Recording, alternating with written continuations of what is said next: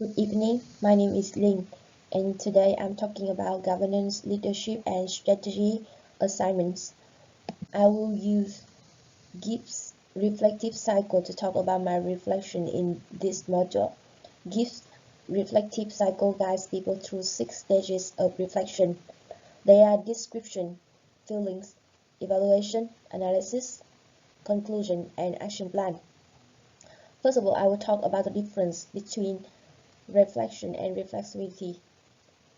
So reflection is the process of looking back on experience from practice to examine, and evaluate a subject with the goal of changing future practice. Reflection results in some learning, but because it has some inward focus, so the learner remains the same person afterward. On the other hand, reflexivity transforms the learner.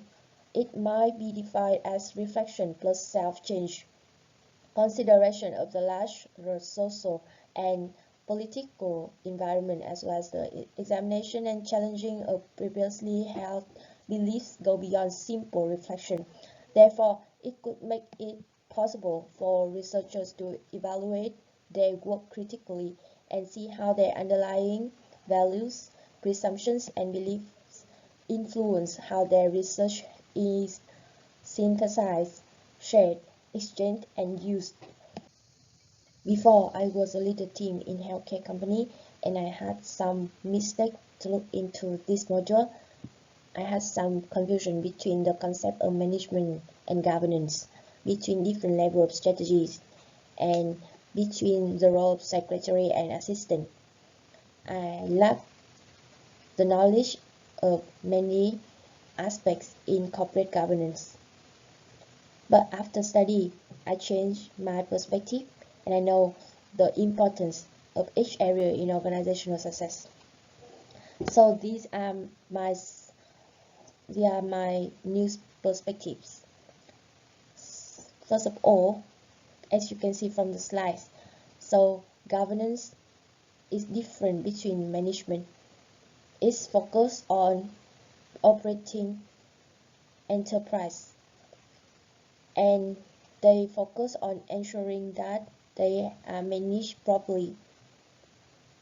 And I know the board of the directors is in charge of the organization's governance, which entails creating the framework rules and processes within which business is performed and guaranteeing their efficiency.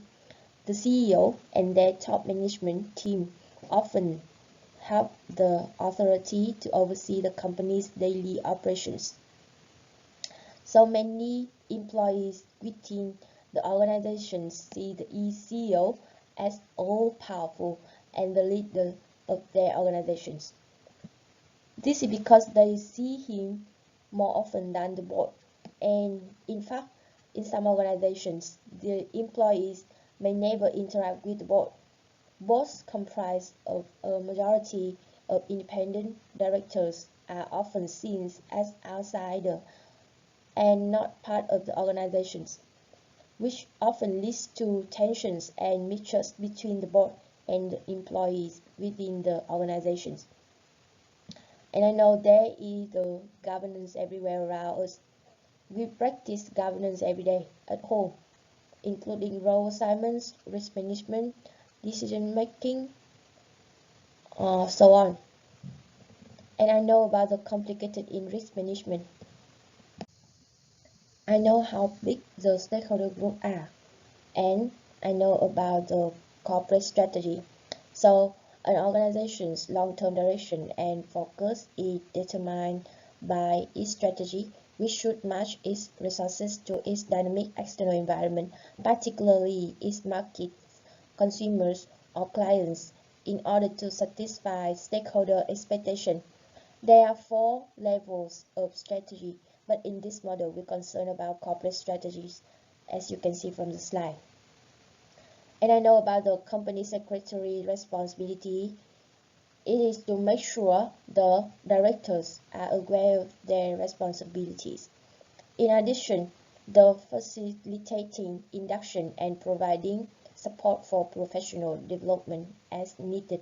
The company secretary duties fall under the direction of the chair and include ensuring good information flows within the board and its committees as well as between senior management and non-executive directors.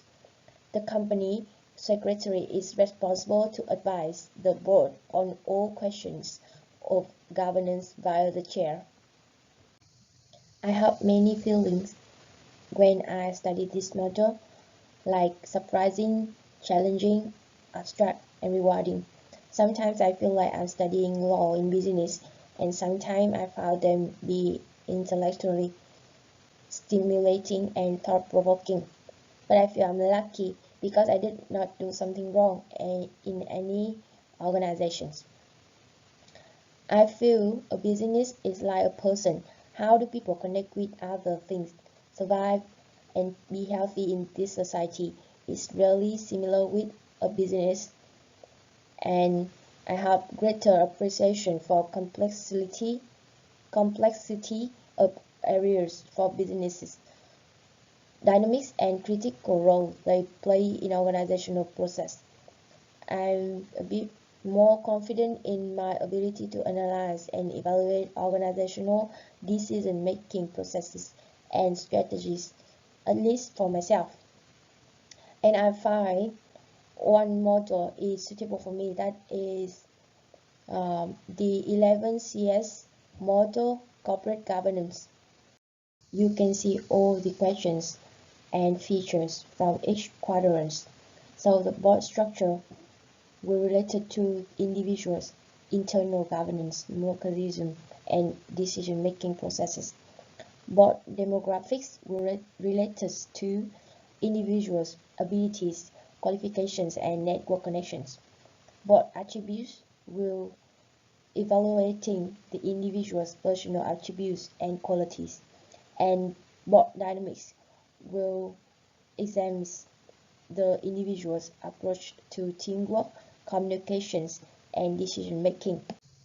Through this model, I not only learn in-depth knowledge of corporate governance, such as how to support the board of directors, how to comply with laws and regulations, how to think strategically, how to organize organization, ethics, integrity, or understanding of ethical management, but also skills such as leadership skills, risk management skills, analysis, evaluation, strategic planning skills, innovation skills, new and communication skills, consulting, adaptability, so on. And I can see the big picture, not only detail. I find myself having a gradual transformation in management and leadership. Legality alone is not always sufficient to framework policy and to corporate governance. Based on 11CS model, ethics belong to the behavior of each individual and creates the behavior of the board, play an important role in shaping the organization's purpose. These are some key challenges. Overall, the challenges faced by professionals in this field are complex and multifaceted. Arguing effectively for generating valid knowledge, making informed choices, and emphasizing personal responsibility for action results. This includes understanding the concepts and actions needed to be effective, understanding the cause and effect link between ideas and actions, and effectively monitoring implementation. And these are my action plan in the near future. Okay, thank you for listening.